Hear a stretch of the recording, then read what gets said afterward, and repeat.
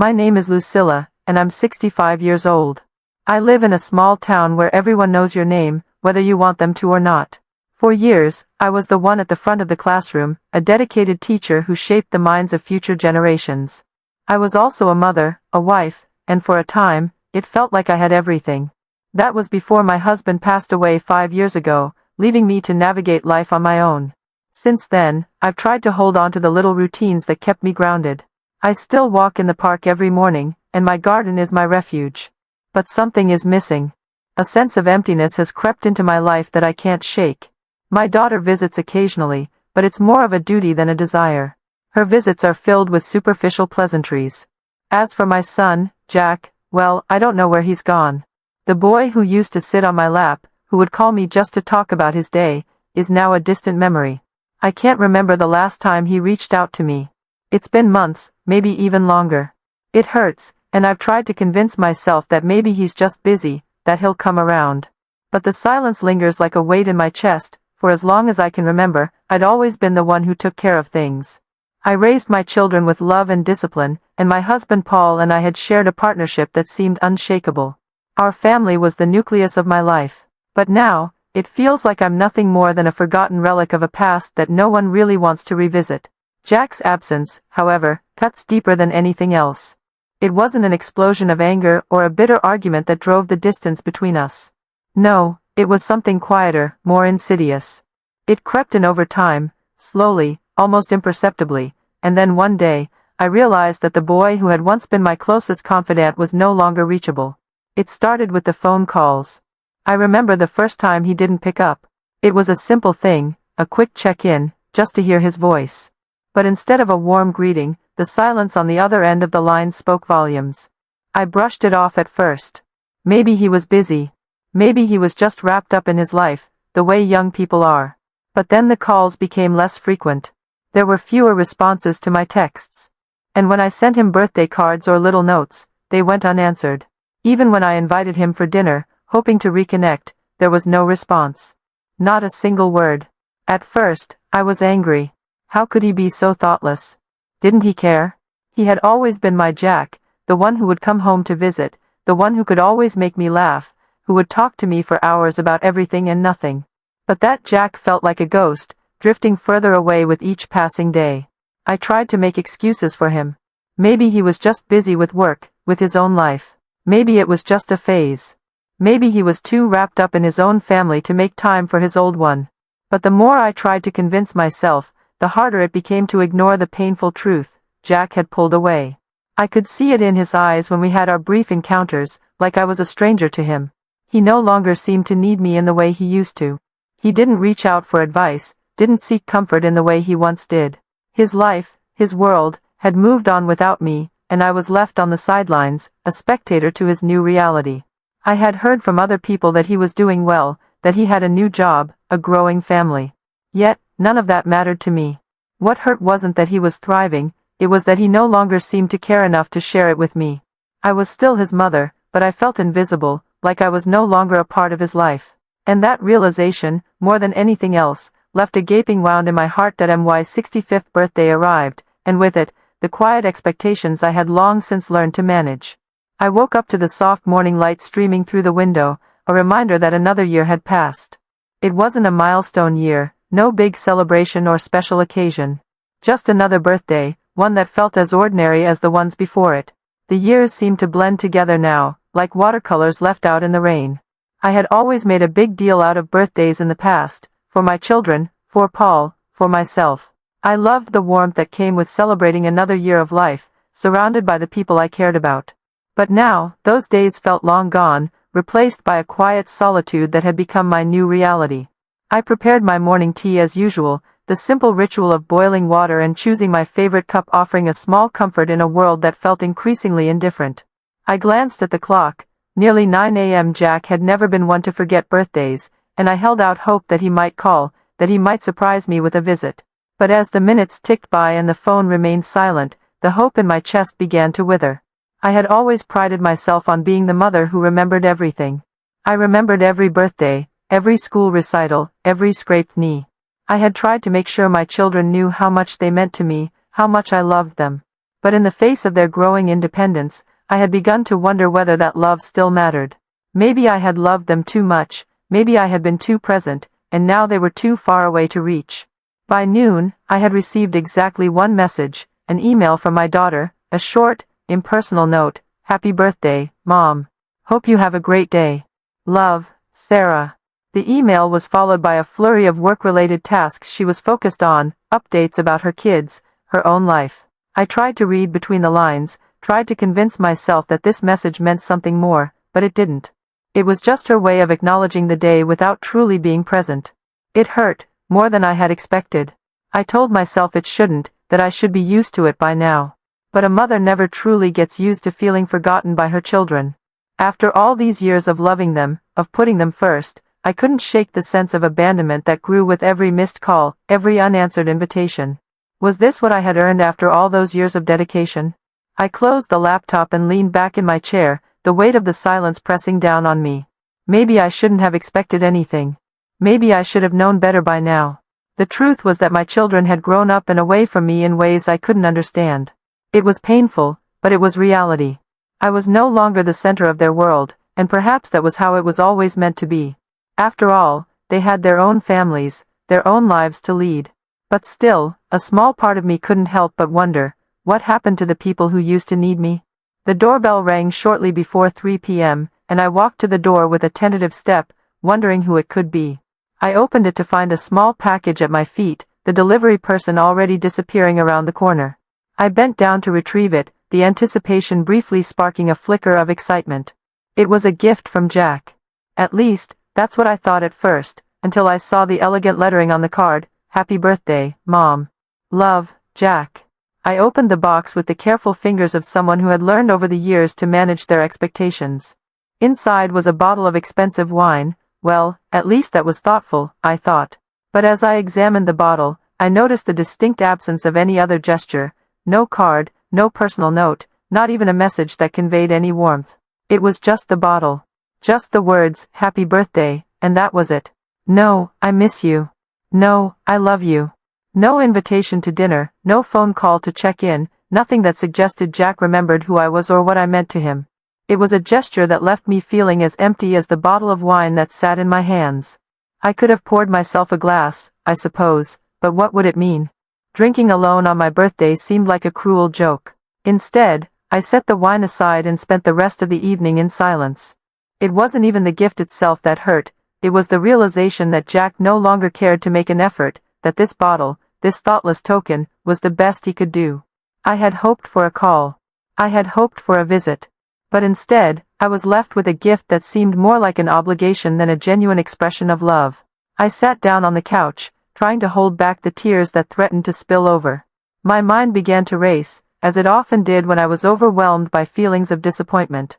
Did Jack even care? Did he think of me as just another part of the past, something to check off a list and move on from? I thought about all the times I had been there for him, all the sacrifices I had made. How had it come to this?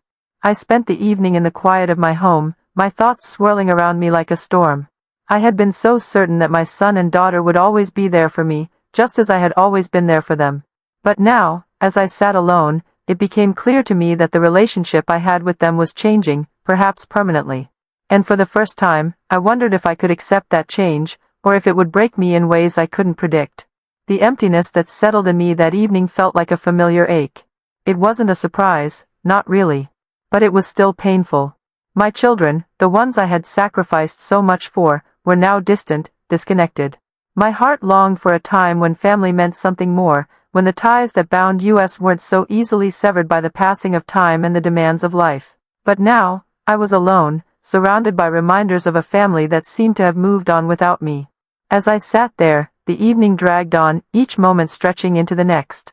I finally decided to pour myself a cup of tea, something warm, something that might comfort me, even if just a little. It was a habit I had developed over the years, one of the few things that still brought me peace. I held the warm mug in my hands, staring out the window at the stillness of the night. For a brief moment, I closed my eyes, letting the warmth of the tea seep into me. But even that small comfort couldn't erase the loneliness that had settled deep within me. I wasn't just lonely in the physical sense, but emotionally, I felt invisible. I was a mother, a woman who had given so much of herself to others, only to find that my presence was no longer valued the way it once had been. And that was the hardest part, realizing that love could fade, that connections could break, and that even the people closest to you could become distant strangers. That night, I went to bed early, my mind racing with thoughts of Jack and Sarah, of the family I had once held so close. I wasn't sure where we had gone wrong, but I knew that things had changed in ways I couldn't undo. And as I closed my eyes, I realized that I would have to accept it, for better or worse. The day after my birthday, I decided to do something that might ease the dull ache I felt deep in my chest. I wouldn't dwell on Jack's gift anymore. Instead, I decided to share the wine with Frank. Frank was one of the few people I could still count on. A friend who had known Paul and me since the early days, Frank had always been there when life had thrown me a curveball. He was kind, reliable, and, above all, someone who never made me feel invisible.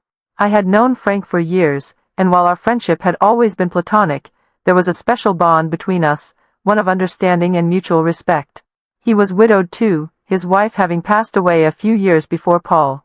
We shared many quiet evenings together, sometimes talking about our late spouses, other times simply sitting in comfortable silence. He had never been a demanding friend, and I had never been a demanding friend to him. We were two people who had known loss and had found a strange, bittersweet camaraderie in that. When I arrived at his house, Frank greeted me with his usual warm smile, though there was a trace of concern in his eyes, as if he could sense the weight I was carrying. "How are you, Lucilla?" he asked, his voice gentle but laced with an undertone of worry. I smiled, telling him that I was fine, that it was just another birthday, but the words felt hollow as soon as they left my mouth. "I've got something for you," I said, motioning to the wine. "It's a gift from Jack. Thought we could share it." Frank took the bottle, raising an eyebrow. "From Jack, huh?" he said, his voice tinged with disbelief. I didn't answer immediately, not wanting to dive into the complexities of my relationship with my son, at least not yet. "Let's open it," I said instead, and Frank nodded, setting the bottle on the table. As Frank poured the wine into glasses, I couldn't help but notice how frail he looked. Age had caught up with him more rapidly than it had with me, and his once strong frame had withered into something more fragile. I wasn't sure if it was the weight of his grief or just the years catching up with him, but it didn't matter. Frank had always been there for me, and today, I was going to be there for him. We sat down in the living room, the wine warming our insides, and for a while, we didn't talk. Sometimes, words weren't necessary. Just being with someone who understood the silence was enough. But then Frank coughed, breaking the quiet. He cleared his throat, and his expression shifted. "Lucilla," he began slowly, "there's something you need to know. Something I wish you didn't have to hear, but it's important." His voice, usually so steady, had a tremor in it now. "What is it, Frank?" I asked, the hairs on the back of my neck standing on end. I could feel something unsettling in his tone, like the calm before a storm. "I've been in the hospital the last few days," he said, looking down into his glass as if unable to meet my gaze. "Doctors aren't sure what caused it, something to do with my blood pressure, but they're still running tests. I'm not quite sure if they'll find anything. But Lucilla," he paused, his eyes meeting mine, "the wine you gave me. It was poisoned." The words hit me like a slap. I felt the room spin around me, my heart racing, my breath coming in short, shallow bursts. "What? Poisoned?"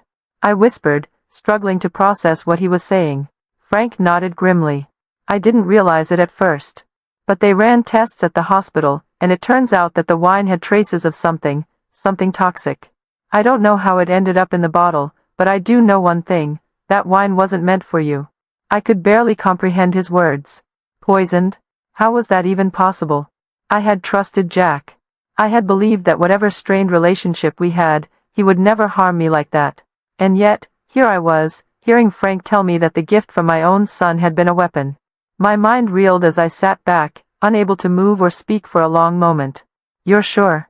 I finally asked, my voice barely above a whisper. Frank nodded, his eyes full of sadness and something else, something darker, like he understood the implications of what he was saying better than I did. "Lucilla, I think Jack may have known exactly what he was doing," he said. His words were heavy with meaning. "Maybe he thought you wouldn't drink it. Maybe he thought he could just get away with it. But it's not a mistake, Lucilla. This wasn't an accident." I was stunned. Completely and utterly stunned. I couldn't bring myself to understand why Jack would do this. He was angry, yes, but could he really have been so angry that he would poison me? What had happened to the boy I had raised? How had he changed so drastically that he could hurt me in such a cruel, calculated way? I felt sick to my stomach. The wine, the gift I had accepted so eagerly, had almost killed Frank. And I had given it to him, had passed the poison on, completely unaware. The humiliation washed over me in waves. Not only had my son abandoned me emotionally, but now, he had made me an accomplice in a cruel act. I had trusted him, and he had betrayed that trust in the most heartless way possible. I spent the rest of the evening in a haze, barely able to comprehend the enormity of what had happened. Frank and I sat together, sipping the remaining wine, though neither of us seemed to find any comfort in it anymore. The silence between us felt more like a heavy weight, as if the world had shifted in a way I couldn't reverse. And as I left his house later that night, the reality began to sink in. My son, my flesh and blood, had tried to hurt me. And for the first time, I realized that I couldn't keep living in the past, clinging to memories of a family that no longer existed. I wasn't sure what had happened to Jack, but I knew one thing for certain: I couldn't be a victim anymore. I couldn't let this betrayal define me. I walked home slowly, my mind clouded with confusion, pain, and a strange sense of purpose that I hadn't felt in a long time. The streetlights flickered in the cold night, casting long shadows on the sidewalk. The whole world seemed muffled, as if it were all a distant echo. I was moving through the motions of life, but life itself seemed so much farther away now. As I stepped through my front door, the weight of the silence in my house enveloped me. I closed it behind me with a soft click, and then stood still for a moment, feeling the emptiness settle in like an old friend. How many years had I spent waiting for my children, for Jack especially, to come back to me? How many birthdays had I spent hoping for a call, a visit, any sign that they still cared? But the truth was right in front of me now. Jack had changed, and I had to accept that the relationship we once shared was gone. It wasn't just a temporary rift or a misunderstanding. It was a full severing, a break that could never be mended with a single apology or a few kind words. Jack had made his decision, and now I had to make mine. I sat down on the couch, still trying to process everything. The betrayal stung, but there was something else beneath the hurt. Something stronger. A resolve, perhaps, or the beginnings of one. I realized that I had been living for the past several years in the hope that things would go back to how they were, that my family would return to me. But now, I understood. They weren't coming back. And it was up to me to decide who I would become in the wake of all this. That night, after I left Frank's house and made my way back to the quiet of my own home, everything began to feel different.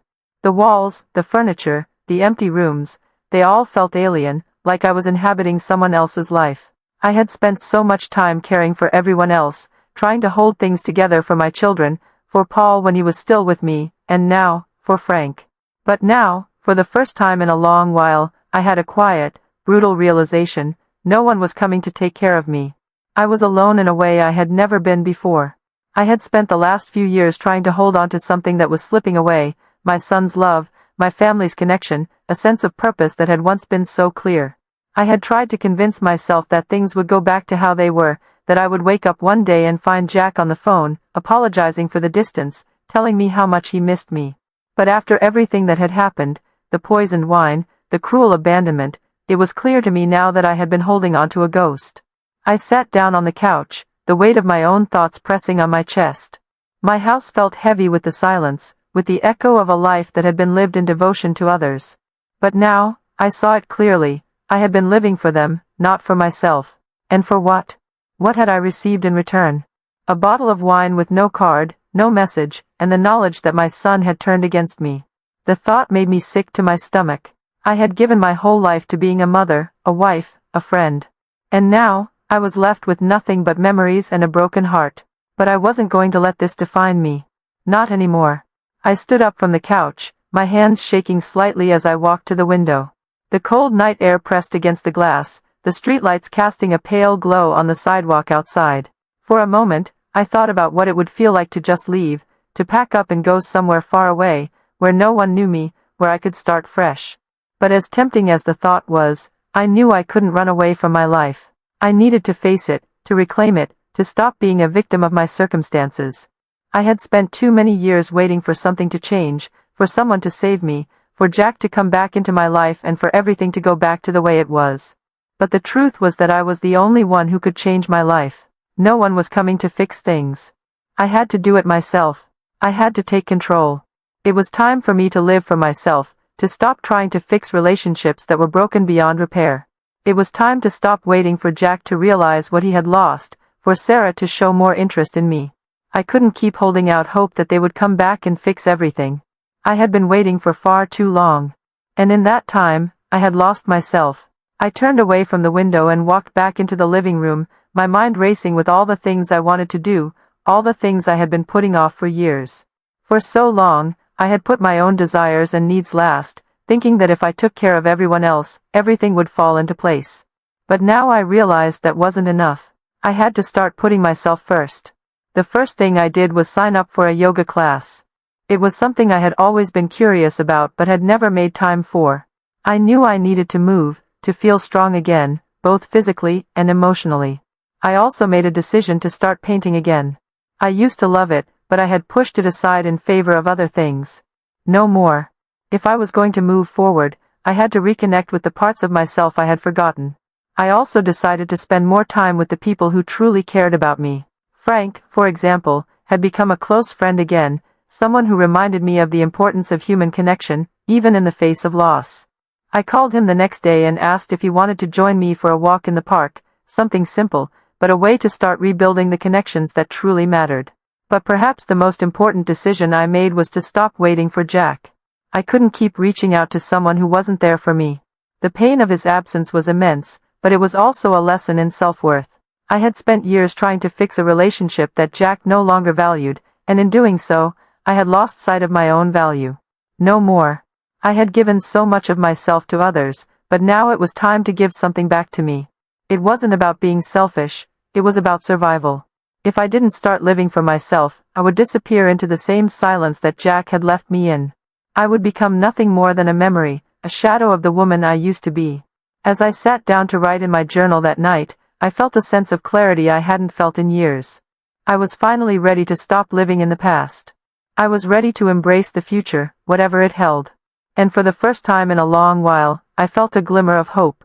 Not the hope that Jack would come back, not the hope that my family would finally understand me, but the hope that I could find joy again, that I could create a life for myself that was full of meaning and fulfillment. It wasn't going to be easy, I knew that. But I also knew that I had no other choice. I had spent far too long letting others define my worth, letting their absence dictate my happiness. It was time to take control, to stand up for myself and reclaim the life that had been lost in the shadows of others' expectations. The next morning, I woke up early, a sense of anticipation filling me as I began my day. It was the first day of a new chapter, a new life. I went for my usual walk in the park, but today, I noticed the beauty around me more than I ever had before, the way the sunlight broke through the trees, the soft rustling of leaves in the wind. It was like I was seeing the world for the first time, and for the first time in a long time, I felt a sense of peace. As the days passed, I began to make more changes. I joined a book club, something I had always wanted to do but had never made the time for. I started volunteering at the local community center, helping out with activities for seniors who were in similar situations to mine. I even began to paint again, losing myself in the strokes of color on the canvas, each piece a reflection of the new version of myself I was becoming. And through it all, I realized something important. I didn't need Jack, or Sarah, or anyone else to validate my existence. I had spent so many years tying my self-worth to the love and approval of others. But now, I understood that my worth was inherent, that it came from within. I didn't need anyone to tell me I was valuable. I knew it now. It wasn't easy, of course. There were days when the loneliness crept back in, when I missed the family I used to have. But I had learned something crucial. When you've been left behind, you can either let it define you or you can choose to step forward and redefine yourself. I chose the latter. As I moved through each day, building a new life for myself, I felt stronger. I felt more alive. I had started with nothing, no family, no purpose, no direction, but now, I was building something new. Something for me. And I would never again let anyone make me feel like I was less than I deserved to be. As the weeks passed, I found myself changing in ways I hadn't expected. It was as though the woman who had spent years tending to the needs of everyone around her had started to emerge from the shadows, reclaiming the space she had once forgotten was hers. I wasn't sure if it was the yoga or the painting or simply the act of living more intentionally, but I could feel a transformation happening inside me, a shift from survival to thriving. The mornings were no longer filled with dread, nor was I waiting for my phone to ring or for an email from my daughter or son.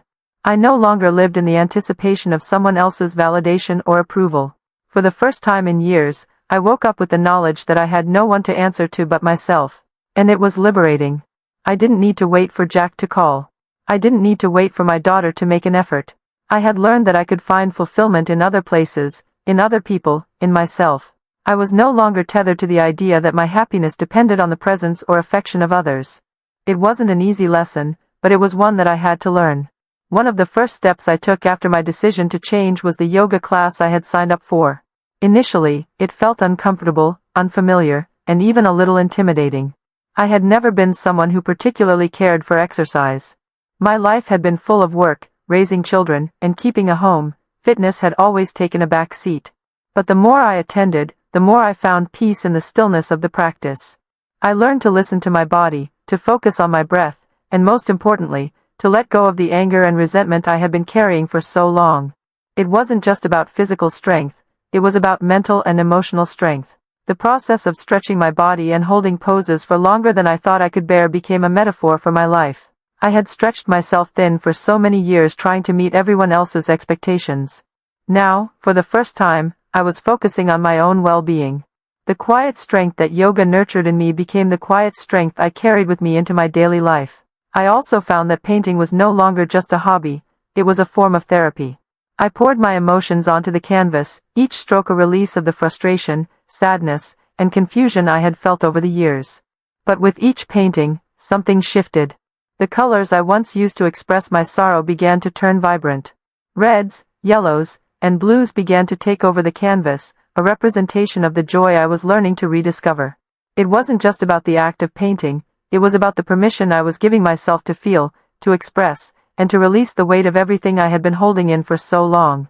With each brushstroke, I felt the shackles of my past loosen. And slowly but surely, I felt myself emerge, stronger, more confident, and more whole than I had ever been. Frank was still a part of my life, but our friendship had evolved. He had become more than just a friend, he was someone who understood the importance of rebuilding. We would meet for walks in the park, sometimes talk over coffee, and occasionally, I would ask him about his life, his hopes, his fears, and the things he had done when he was younger. It was through our conversations that I realized something important. Frank, just like me, had lost parts of himself when his wife passed away. But instead of retreating into grief, he had found a way to move forward, to build new connections and embrace life again. I admired him for that. He had been dealt his own unfair share of sorrow, but he wasn't defined by it. Frank had learned that grief wasn't something you got over, it was something you learned to live with, and in time, you found a way to make peace with it. One afternoon, as we walked through the park, I turned to Frank and said, "You know, I think I'm finally ready to let go of the past." It wasn't something I had planned to say, but the words came out so naturally, as if they had been waiting inside me for years, waiting for the right moment to be spoken aloud. Frank looked at me and smiled. "I'm proud of you, Lucilla," he said quietly, his eyes filled with warmth. "You're stronger than you think. You've always been strong, you just didn't realize it." His words stuck with me for the rest of the day. I had been strong, stronger than I had given myself credit for. I had raised 2 children, weathered the death of my husband, and survived the slow but steady erosion of my family's connection to me. I had faced more pain than I ever thought I could bear, and yet, I was still standing. It occurred to me then that I hadn't just been surviving all these years, I had been growing, whether I realized it or not. And now, as I looked at my life, I saw that I was finally becoming the woman I was always meant to be. The years I had spent trying to fix relationships that were beyond repair were not wasted, they had taught me invaluable lessons. And those lessons were what had led me here, to this moment of transformation. The joy I had once feared would never return was slowly creeping back into my life. And it wasn't just about finding joy in the small things, it was about finding joy in myself. I no longer needed anyone else to complete me. I was whole on my own. The transformation I had undergone wasn't just physical, emotional, or mental, it was spiritual. It was the act of rediscovering myself, of learning to live with purpose, to take control of my own happiness. I wasn't the woman I had been 5 years ago, the woman who had been waiting for her family to come back to her. I was a new version of myself, stronger, more self-assured, and far more capable than I had ever given myself credit for. And as the months passed, I found myself looking forward to the future with excitement, not fear. The past was behind me, and I had learned that the only way to move forward was to let go of the things that no longer served me. I had let go of the hope that Jack would return, that Sarah would suddenly become the daughter I had always dreamed of. I had let go of the pain, the sorrow, and the resentment. And in doing so, I had made space for something new. Something beautiful. At times, it was overwhelming, this feeling of reclaiming myself, this desire to explore every facet of who I could be without the constraints of the past holding me back. There were days when I would go to bed feeling like I had barely scraped the surface of what I could accomplish. But I didn't mind. There was a part of me that felt alive in the unpredictability of it all, in the freedom that came with waking up and not knowing exactly where the day would lead, but trusting that it would be mine to shape. One morning, I woke up with an idea that had been brewing in my mind for a while. It was time to reconnect with some of the things I had put aside, volunteering at the community center, working with kids, and finding ways to contribute to the world around me. I didn't know exactly how I would do it, but I knew it was the next step in my journey. It wasn't just about my healing anymore, it was about giving something back. So, I signed up for a local program where I could mentor young women who were struggling with their own challenges. It felt right, helping others see the potential in themselves, guiding them the way I had once guided my own children. It was a way to reconnect with the world, to pass on the lessons I had learned. And that, I realized, was where the true transformation lay, not just in surviving, not just in healing, but in becoming a source of strength and inspiration to others. In giving back, I had found a new purpose. I wasn't just someone who had been left behind by her family, I was a woman who had rebuilt her life, one choice at a time, and was now ready to give something of value to the next generation. As I looked out my window one evening, watching the sunset paint the sky with shades of pink and orange, I felt a sense of peace I hadn't known in years. This was my life now. It was mine to shape, mine to enjoy. And for the first time in a long while, I was content with that. The days turned into weeks, and as I continued to find myself, my routine began to fill with purpose and activity I hadn't imagined for myself. Each new day seemed to bring a small victory, a better yoga practice, an afternoon lost in a painting, a conversation with Frank that left me feeling connected and understood. Slowly, I began to notice the changes, not just in the way I spent my time but in the way I saw myself. I no longer needed the approval of my children. I no longer felt like an extension of their lives, I was my own person now. Then one morning, a surprise came. The phone rang, a call I didn't recognize. My heart skipped a beat as I hesitated, unsure of whether to answer. The silence of the past months weighed heavily on me. Would it be Jack? Or Sarah? My finger hovered over the screen as I debated whether I was prepared to reopen a door I had firmly closed. But I picked up. Hello? I said, my voice steady despite the racing in my chest. Mom? The voice on the other end made my heart stutter. It was Sarah. Hi, it's me. I've been thinking a lot about you. I didn't know what to say at first. After months of silence, hearing her voice again felt surreal. Her words were tentative, almost as though she wasn't sure how to proceed either. There was an awkwardness between us, a distance that felt more real than the years of silence had ever done. It wasn't just her absence that had hurt, it was the absence of love, the feeling that we had both drifted, but neither had made the effort to bridge the gap. I'm listening, I said, my words soft but firm. I had learned to be honest with myself, and now, I would be honest with her. I know it's been a while, Sarah continued, her voice almost apologetic, and I should have called sooner. It's just, things have been complicated on my end, and I didn't know how to start the conversation. But I miss you, Mom. Her words settled into my chest, both a balm and a sting. It was like hearing a distant echo of a time when things had been easier, when I had been a part of their world. But in hearing it, there was also something else, the hope that maybe, just maybe, we could start again. I miss you too, I said simply. But, Sarah, I have to be honest with you. It's been hard. I've felt so disconnected. And I've been trying to find myself again. I'm not the same person I was before. I've been focusing on myself, on what makes me happy. There was silence on the other end, and I held my breath. Would she understand? Would she accept that I had changed? That I couldn't just pick up where we left off, pretending nothing had changed? I understand, Sarah finally said. And I want to try to reconnect, Mom. I really do. But I also want you to know that I respect what you've done for yourself. I've seen the changes, and I'm proud of you. It's just, I feel like I've been selfish, and I didn't want to come back and make you feel like you had to drop everything for me again. I guess I just wasn't sure how to do this." Her words were a mixture of uncertainty and vulnerability, and for a moment, I felt the weight of all those years of silence between us. But there was something else in her voice, an openness, a willingness to try, and that was enough. "I don't need you to fix everything," I said. "I need you to understand that I'm doing this for me. I can't just keep waiting for you or Jack to come around. I'm living for myself now, and that's the most important thing." There was a long pause before Sarah spoke again. "I get that. I really do. And I'm sorry for not being there for you the way you needed me to be." In that moment, something shifted between us. It wasn't a grand, sweeping reconciliation, but it was real. It was the beginning of a conversation we had both been afraid to have. It was the first step toward understanding that the past couldn't be erased, but the future could still be rewritten. "I'm glad you called," I said softly. "We don't have to figure everything out today. But I'm here. And I think we both need to take things one step at a time." "I agree," Sarah replied. "I'd like to visit soon. Maybe we can go out for lunch. Just the two of us." The thought of seeing her again, of sitting across from my daughter in a quiet cafe, was both comforting and strange. Would it be awkward? Would we be able to pick up the pieces that had scattered over the years? I didn't know. But I was willing to try. "I'd like that," I said. As I hung up the phone, I felt a strange mixture of emotions, hope, relief, and even fear. This was a new beginning, but it wasn't going to be easy. I wasn't sure what our relationship would look like moving forward, but I knew this was a step in the right direction. And that was enough for now. Just as I was processing the emotions of Sarah's call, my phone buzzed again.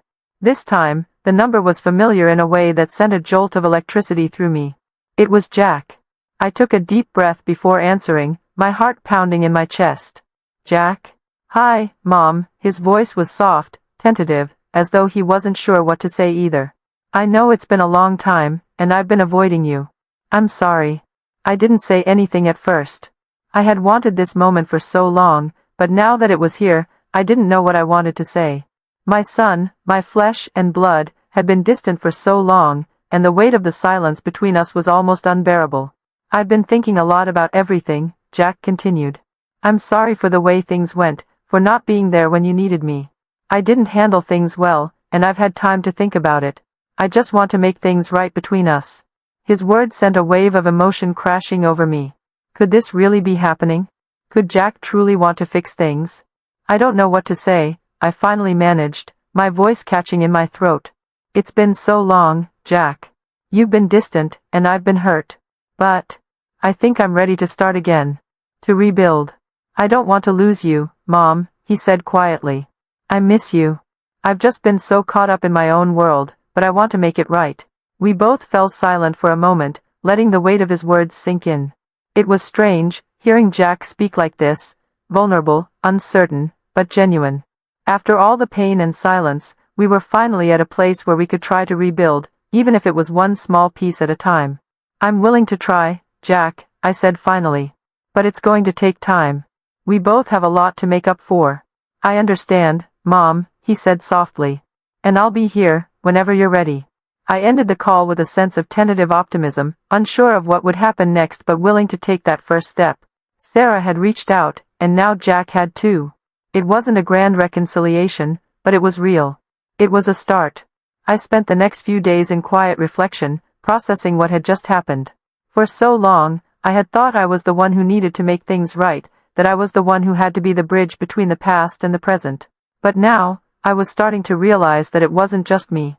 Both of my children, despite their flaws, were reaching out, acknowledging the past, and asking for a second chance. And that, in itself, felt like a kind of victory. The journey to healing wouldn't be smooth, I knew that. But the seeds of something better had been planted. And maybe, just maybe, we could all grow together, as a family again. It had been weeks since I'd heard from Jack and Sarah, and each day brought a mixture of emotions, a strange cocktail of hope and caution. My decision to try rebuilding my relationships with them, despite the hurt, was not one I made lightly. But it wasn't just about them anymore, it was about me. It was about the quiet strength I had found in myself during these months of solitude. I wasn't the same woman I had been just a year ago. The woman who had been overwhelmed by grief, the woman who had bent under the weight of disappointment and rejection, had given way to someone else, someone with a voice, someone who knew her worth and wasn't afraid to assert it. I had spent so many years waiting for others to take the lead, for Jack and Sarah to come to me with the apology or the recognition I so desperately craved. But the truth was, they couldn't do that until I learned to value myself first. I had spent too many years putting everyone else's needs above my own, too many years accommodating their choices without asking for anything in return. I had been a mother, a wife, and a friend, but I had forgotten how to be Lucilla. I wasn't about to make the same mistake again. It started in small, almost imperceptible ways, things like choosing what I wanted to eat for dinner instead of what I thought others would prefer, deciding to take a weekend off from the usual responsibilities to explore an art gallery, or going out for a long walk, savoring the fresh air and the solitude. I began to notice how often I had deferred to others, how often I had let my children dictate my emotional state. I wasn't blaming them, but I realized that I had allowed their actions, or lack of actions, to affect me more than they should have. I had allowed myself to become an afterthought in my own life. But now, I was reclaiming my position, taking control of my own narrative. I wasn't a passive observer anymore. I was a participant. One evening, as I prepared a simple dinner for myself, I realized how far I had come. The quiet of my home no longer felt like a weight, it felt like peace. I had created this space for myself, both physically and emotionally. I no longer sought validation from anyone. The silence was no longer uncomfortable, it was filled with possibility. I had learned to be alone without feeling lonely. It wasn't just about being physically alone, it was about emotional independence. For so long, I had felt like my identity was tied to my children and my role as a mother. But I was beginning to realize that I could be more than that. I could be my own person, with my own interests, my own goals, and my own sense of self-worth. The next step, I knew, was to assert this newfound independence in my interactions with my family. I wasn't going to beg for attention or affection. I wasn't going to grovel for the love I had so desperately sought. If Jack and Sarah wanted a relationship with me, they would have to meet me halfway. I had already done the heavy lifting, I had already made the emotional and physical space for them to come back into my life. But I wasn't going to beg for scraps. I knew my value now. And I would no longer tolerate the neglect I had once endured. One Saturday afternoon, I called Jack. The call was long overdue, and I had prepared myself for the possibility that it might be awkward, that I might feel that old sense of disappointment bubbling up again. But I also knew that I wasn't the same woman who had cried herself to sleep, waiting for his phone calls. I was stronger now. And if he didn't understand that, then that was his loss.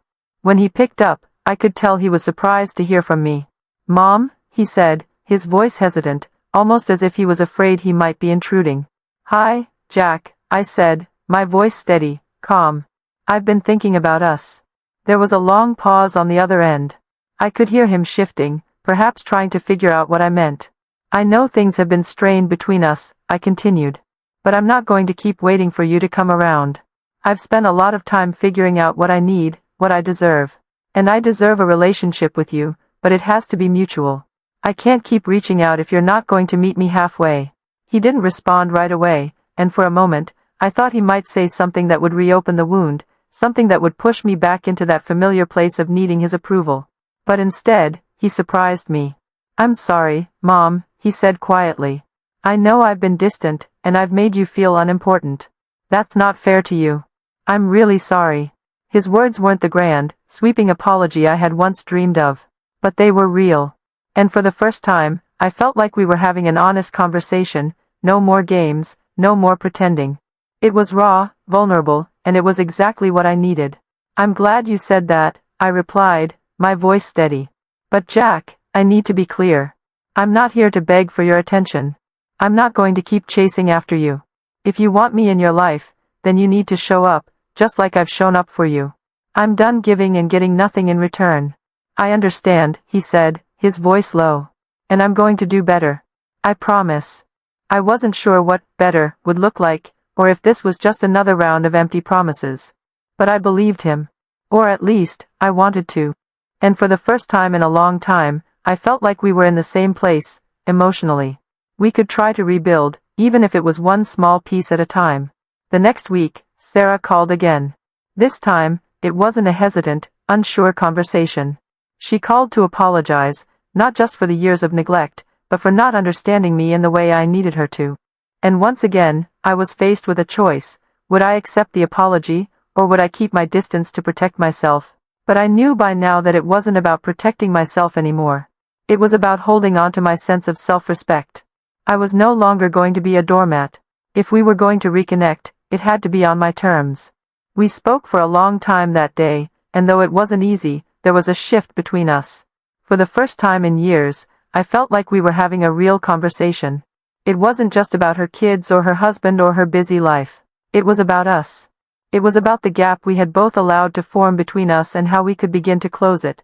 You don't have to fix everything right now, I told her. But I need you to understand something. I can't keep waiting around for you or Jack to decide when you're ready to care about me again. I've learned to live for myself, and if you want to be part of my life, you're going to have to meet me where I am.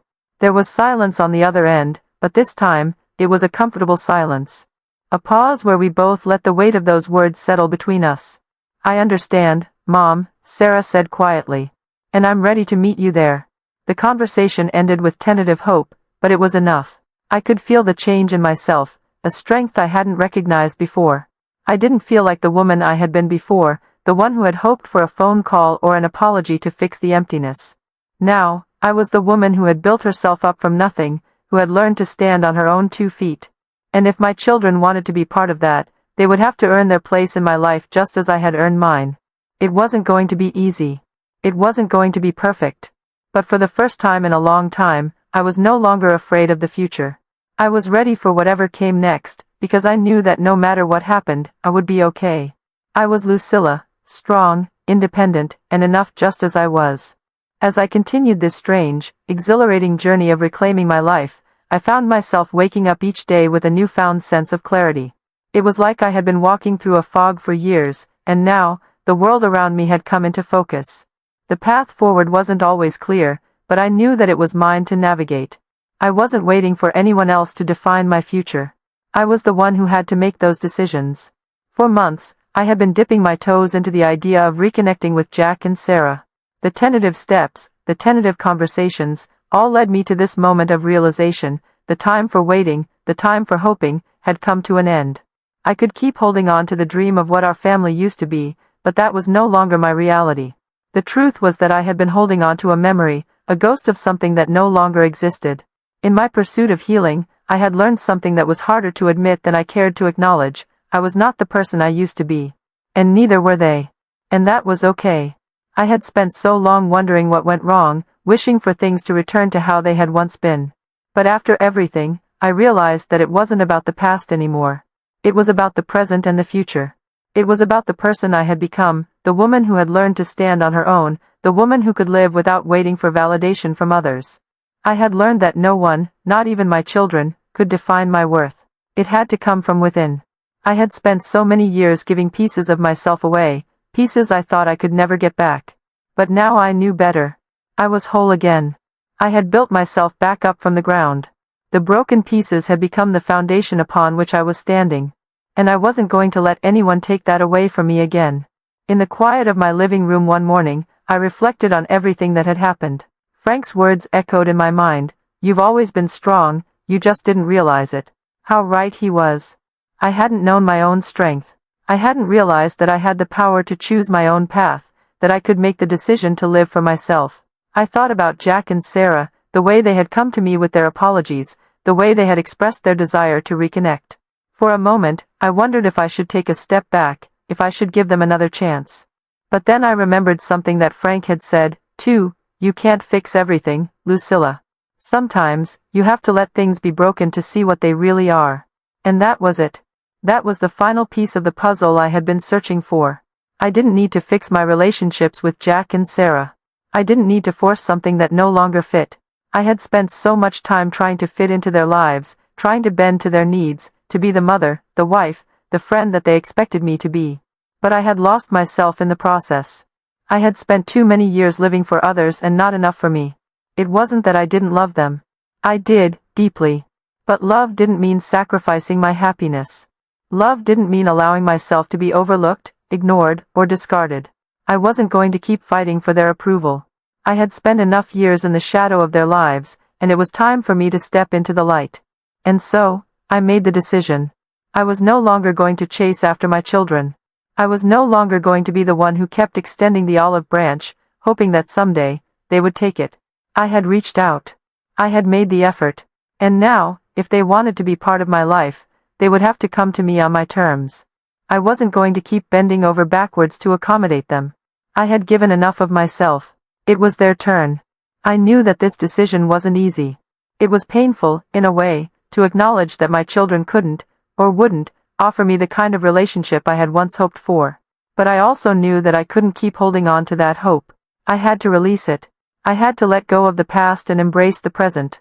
I had learned that it was okay to walk away from relationships that no longer served me. I had done it before, and I would do it again if I had to. That afternoon, I sat in the park, watching the world go by, and for the first time in a long while, I felt at peace. There was no frantic need to fill the silence, no lingering sense of waiting for a call that might never come. I was content. I had worked hard to get here, to this place of quiet strength and self-respect. And I wasn't going to let anyone, not even my own children, take that away from me. I thought about all the things I wanted to do with the rest of my life. There was so much I hadn't done, so many dreams I had put on hold while I focused on others. I wanted to travel. I wanted to explore new hobbies. I wanted to continue painting, to create things that were just for me, things that no one else could take credit for. I wanted to fill my life with meaning, with people who saw me for who I truly was, not just as a mother or a wife or a friend, but as Lucilla, the woman who had learned to stand on her own 2 feet. I took a deep breath, letting the fresh air fill my lungs, and made a promise to myself. I would no longer live for the past. I would no longer allow the mistakes and disappointments of the past to define me. The past was behind me, and I would leave it there. I would live for today, for the future that I could shape with my own hands. The best was yet to come. I picked up my phone and sent a message to Frank. "Thank you for everything. You were right. I am stronger than I realized." He replied almost immediately. "You've always been stronger, Lucilla. Now you see it too." And for the first time in a long while, I smiled. This was the beginning of something new, something beautiful, something that was all mine. I had made my decision. I was done looking back. I was ready to move forward. And nothing, not even the past, could stop me now. There were still moments when the old feelings of doubt crept in. Sometimes, when I was alone, I would think about Jack and Sarah, wonder if they missed me as much as I missed them. But I reminded myself that the love I had for them was still there, even if they couldn't always give it back in the way I needed. I had given them my heart, my time, and my energy, but now it was time to give that to myself. This was the moment when I realized that my happiness could no longer be contingent on their actions. I had built a new foundation for myself, and it was strong enough to withstand whatever the future held. I no longer needed to wait for their acknowledgement to feel fulfilled. I was ready to embrace this next chapter of my life, no matter where it led. The lessons I had learned had shaped me into someone more resilient, more confident, and more capable than I had ever been. And this time, I wasn't waiting for anyone else to show me the way. I was going to forge ahead, create the life I had always dreamed of, and most importantly, do it on my terms. The months following my decision to no longer wait for the past to return were filled with a quiet sense of liberation. I spent my time focusing on my own growth, finding strength and purpose in the simple acts of living. I didn't need to prove anything to anyone anymore. I had already proved to myself that I could stand alone and thrive. And that realization, that I didn't need to chase after validation, that I didn't need to hold on to relationships that no longer served me, changed everything. I continued painting. My work began to flourish as I allowed myself to explore new themes, colors, and techniques. The canvas became an extension of myself, each brushstroke a reflection of my own personal evolution. It was as though with every stroke, I was shedding the remnants of my old self, embracing the woman I was becoming. The joy of creating was unparalleled, and I had never felt more alive, more connected to myself. I no longer painted for anyone else's approval or recognition. I painted for the sheer love of the craft, for the freedom it gave me, for the peace it brought to my soul. I joined a local art community, an unexpected but welcome step into the world beyond my own home. The people I met there were kind, passionate, and full of life. They were artists who shared their struggles and successes, who encouraged one another to push boundaries and explore new depths. It was here, in this vibrant space, that I rediscovered a part of me that had been dormant for far too long, the part of me that was curious, creative, and unafraid. I had spent so many years burying that part of myself in favor of being a mother and a wife. But now, I was free to embrace it again. I was no longer afraid of pursuing my own happiness, of following my own dreams. I started traveling, too. It was a dream I had always put off, telling myself that someday, when the time was right, I would go see the world. But that someday never came. Now, I made it happen. I began small, taking weekend trips to nearby towns, exploring new places, meeting new people. I marveled at the beauty of the world around me, and with each new adventure, I grew more confident, more certain of the path I had chosen. Traveling was a way of reconnecting with myself, of reclaiming the freedom I had unknowingly sacrificed for the sake of others. With each new destination, I was reminded of the endless possibilities that existed in the world, and in me. I went to museums, to botanical gardens, to quiet lakesides where the only sounds were the whispers of the wind through the trees and the soft lapping of water against the shore. I immersed myself in nature, in the art of other people, in the joy of being alive. It wasn't about what I had lost, it was about what I was finding now. The beauty, the simplicity, the small moments that were often overlooked when life felt too busy or too complicated. Now, every moment felt like an opportunity, an invitation to step into the fullness of life. But perhaps the greatest change in me was the sense of peace I had found. It wasn't just about the things I did or the places I went, it was about who I was becoming. For the first time in years, I was truly at peace with myself. I had stopped seeking external validation and had learned to find fulfillment in my own presence. The emptiness I had once felt was gone, replaced by a quiet but powerful sense of contentment. I had stopped waiting for my children to fix things, for them to return to me and acknowledge the pain they had caused. I had stopped waiting for anything outside myself to change. The change had to come from within, and it had. I was no longer defined by my roles as a mother or a wife or a friend. I was Lucilla. And I was enough. Even with all the progress I had made, there were still moments of doubt. Occasionally, I would catch myself wondering if I had made the right choice in letting go of the past. But those moments became fewer and farther between. I had learned to trust myself, to trust that my decisions were leading me towards something better. The more I leaned into my own strength, the more I realized that the person I had become was someone I could be proud of. There were days when I missed my children, their laughter, the comfort of their presence. But as the days turned into weeks and the weeks into months, I understood that the love I had for them would always be there. What I couldn't control was their willingness to show up, to meet me where I was. And I had come to terms with that. I didn't need them to complete me anymore. I had completed myself. It was on one of these quiet days that Sarah called me again. This time, there was no hesitation in her voice. There was no uncertainty. She spoke to me as though the years between us had never existed, as though the awkwardness, the pain, the distance were things of the past. "Mom," she said, her voice warm, "I've been thinking a lot about everything we've talked about. I know I haven't been the best daughter, but I want you to know that I see you now. I see the strength in you, and I admire you for it." My heart swelled with emotion as I listened to her words. This was the moment I had waited for, the moment I had hoped would come when she could finally see me for who I was, not just as a mother but as a person. And for the first time in a long time, I felt a connection to her that went beyond obligation. It was real. It was genuine. "I'm proud of you, Mom," she continued. "I've learned a lot from you, and I want to be a better daughter. I want to be part of your life again, in a way that's healthy, in a way that we can both be proud of." I felt a lump form in my throat as I fought back the tears. "Sarah," I whispered, "I've missed you. I've missed us. But I'm not the same person I was. I can't be. And I don't want to go back to the way things were. I need something different, something more." "I understand," she said. "And I'm ready for that. I just want to be there for you, as you've always been there for me." It was a moment of healing, a moment that bridged the gap between us. And while I knew there was still work to be done, I also knew that we were on the right path. Slowly, we were rebuilding, not the family we had been, but the family we could become. Later that week, I received a message from Jack. It was brief, but it was a message nonetheless. "Mom, I've been thinking about everything we talked about. I miss you. And I'm sorry for not being there. I want to try again, but on your terms." I sat there, looking at the screen, and for the first time in a long while, I didn't feel the rush to reply. I didn't feel the desperate need to fix everything. I knew that if Jack wanted to reconnect, if he wanted to be a part of my life, he would have to make the effort. I had already done my part. And that was enough. With each passing day, the uncertainty that had once defined me began to fade.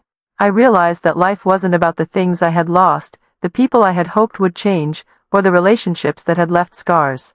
Life was about what I made of the present. It was about the decisions I made every single day. It was about me, Lucilla, and the life I was choosing to live. So, I made my final decision. I was no longer going to live in the past. I wasn't going to keep waiting for someone else to give me the love I had always longed for. I was going to love myself.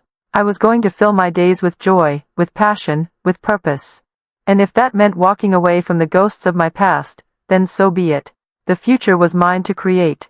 And for the first time in my life, I knew exactly who I was.